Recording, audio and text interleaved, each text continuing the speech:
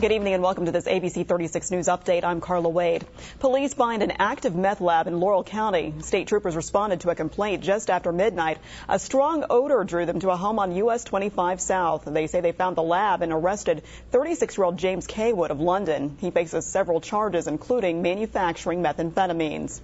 And Louisville reports its first H1N1 death. The health department says the 41-year-old woman died last week, but it's taken this long to confirm that she had pneumonia caused by the virus.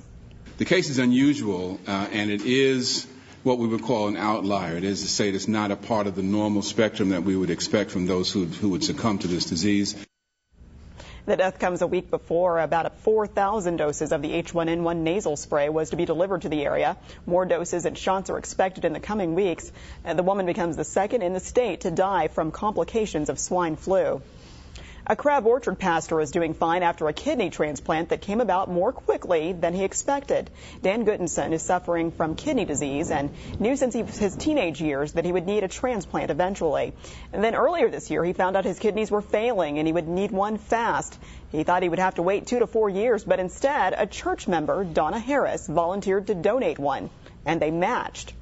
That's what I say, it's just overwhelming. I mean, it's not just like one person might come up and say, oh, I'd like to give you a kidney. The chances of that, all the physiology and all the mechanics of that working out are pretty slim.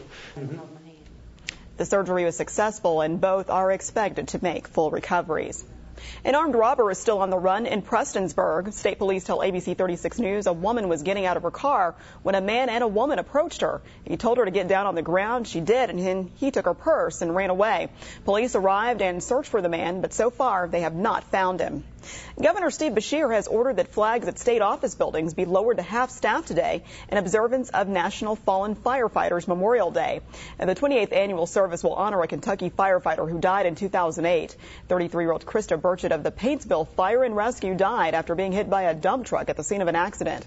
Also, 98 men and 5 women are being remembered today at the National Fire Academy in Maryland. And this ceremony will mark the beginning of National Fire Prevention Week.